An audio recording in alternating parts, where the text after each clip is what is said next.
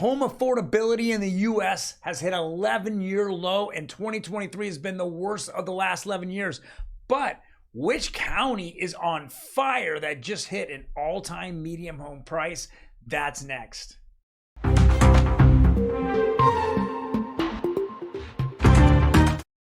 Yes, the crazy news continues to come in. We're all going to go over that as well as interest rates. Everyone's like excited, like as interest rates continue to fall, you know, I want to kind of get past the holidays and take a look at it. And we're also going to look at what actually has really sparked a lot of people, especially analysts and even some people in media, to be very bullish on the future and possible Fed lowering rates. All next on Real Estate Daily. Welcome everyone. My name is Troy, and every day we go over the latest news in real estate, housing, and the mortgage market. Now, before we jump into it, do me a favor, hit that like button, boom, boom, right there, whatever it's at. It really helps out my channel here, as well as I want to give you the best 5 to 10 minutes in real estate, the best on a daily basis. Today is Thursday, and let's jump right into it. You got it, guys. I can't believe it. CNBC is now the top. The Kobesi letter was up there for so long that I started off on X because that's so much good information. I'm going to go over that in a minute though, but let's jump into this. 2023 was the least affordable home buying year in at least 11 years, Redfin says. Now, you take everything that Redfin says with a grain of salt. They're kind of confusing themselves. I've not been a big Redfin fan. We're going to, sometime one of our videos that are going to be by the end of the year, I'm going to take a house, and just any random house, and I'm going to show you Realtor.com, Redfin, and Zillow what their estimates of the home is, and you're going to go, oh my God, it's all over the place. I mean, which one do we actually look at to make sense? And none of them really make any sense. So it's actually what we look at in the MLS. But I digress. So it says this year's the least affordable year for home buying in more than a decade. California metro regions ranked the least affordable areas, while Midwest metros were the most affordable. So here in California, it is the least affordable. We're going to go over an article in a minute, really highlighting that issue. All right, let's jump into the X platform. I love X platform. I mean, I can now, it opens up my mind. I'm not just getting agendas left and right from, CNBC. I'm actually getting real news and real data. Let's jump into this. And this makes sense why the Fed is looking, a lot of people are, bullish on the Fed raising or lowering rates sometime in the first quarter, if not by March 30th or whatever. I know we have a December 13th, which is next week. We have the Fed meeting. Then again on January 31st, I think it's on March 15th, 16th. That's when everyone's like pointing that it's a better than 50% chance that we're lowering rates on that. So, but here is the real reason, and this is why I think that people, analysts, and everyone are bullish. It says retail sales declined in October for the first time since March of 2023. It's about 6 months ago, or at this point, almost 9 months ago. This also happens to be the first month student loan payments are resumed since the bear flu. Okay. Interesting. Are we going to be responsible or irresponsible? We're going to let them go, or are we going to actually pay them? Car sales fell 1.1% in October from September, while furniture sales declined 2% in the same period. Currently, the average monthly student payment loan is $500 a month. Interesting. This is on top of the median home payment for a home buyer hitting a record $3,000 a month. Markets are severely underestimating the impact of rising rates and the return of student loan payments. Consumers are feeling the pain.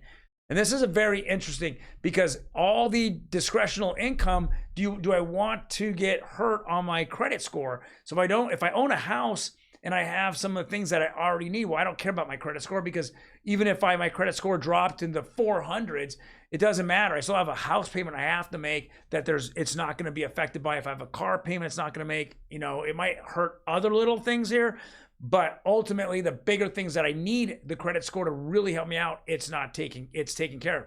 Now, if you're a renter, well, now you have student loan payments back. Well, it's just like with anything.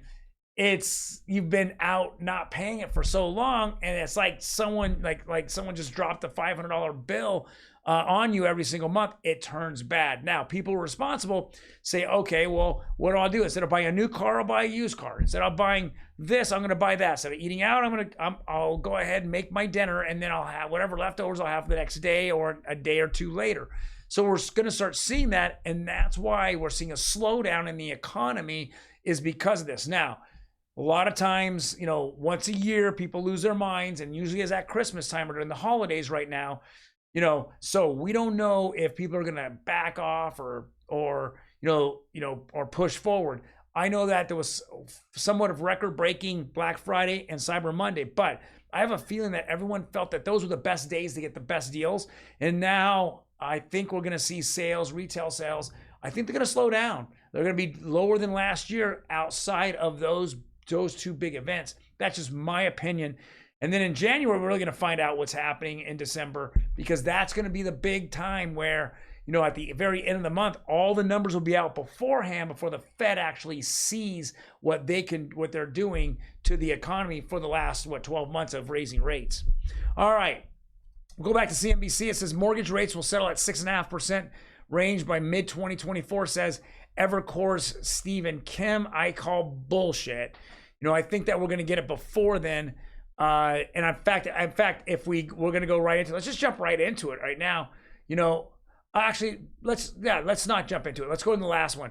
Orange County median home price soars to a record high $1.85 million. Guys, are you telling me that the home affordability is the worst, in the last 11 years, yet we keep seeing this go up and up and up? It is ridiculous.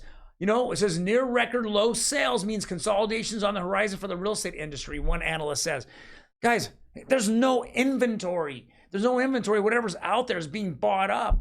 And I know some people out there in the media going, oh, it's stupid time to buy. Are you kidding me? If interest rates were to fall to 5 tomorrow, we would see an influx of people come into this market and raise that price even further.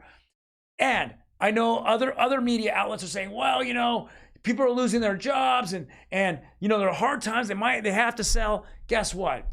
And when the bear flu rolled around in March of 2020, how many people lost their homes? Hardly anybody. Why? In fact, virtually nobody, because they had forbearances. They already had plans to keep people in their homes. You're telling me on an election year, we're going to go roll up and kick people out of their houses because of the economy? And hate to tell you the bad news, that's BS. Ain't happening, right? They're going to come up with forbearances again, come up whatever it takes. Oh, Joey B's the boy. He's helping me through my house problem and my unemployment problem. And he's not going to leave me out in the cold. Okay, guys, that's actually what's going to happen. And we're going to still see not very many homes hit the market. And if, again, 5% interest rates, the dam's breaking loose and shit's going to happen, and it's going to be crazy. All right, let's jump into the rates itself. We saw another 3% down on conforming, which is conventional. We're at 6.96. We saw FHA just pretty much go flat. We're at 6.8. So we're already closing in on those numbers, of 6.5. Come on, if we look at the entire United States, we're looking at things in different markets. So as the United States, there's a lot of lenders that want to make money, and on a $100,000, $200,000, $300,000 purchase, well, those rates are higher because they don't make as much. But when you get to the higher rates, you make less money. So that's my point is that what's selling is going to be entry level more over than it is going to be medium, let's call it 500,000, 600,000, 700,000. And that's why these rates are very important, because in California, in some parts of Nevada, Arizona, in Seattle, Portland, wherever, this is what people are looking at. When you get competitive in rates like this, we're going to see 6.5% sometime, I think, in January, if not February. And if retail sales, and like we just saw in the Kobesi letter, are bad in November and May and December, we're going to see a fast drop in rates, probably down to 6s and high 5s. Well, guys, before we jump into it, let's look at U.S. bond. 10-year bonds at 4.14. Yesterday it was at 4.16. Little change. I know it's down a little negative here. Oops. Sorry, let me go move that over a little bit. 4.14, the 10-year bond. The 10-year bond's connected with real estate mortgage rates. So that's where I kind of show this on a, now I'm showing it more on a daily basis. That's what's really currently happening. Well, guys, thank you very much for joining me today. I really appreciate it. Tomorrow will be Friday. Hope everyone is safe. It's pretty cold here in Southern California and across the United States. Keep that coat on, guys. Be warm, be safe, take care.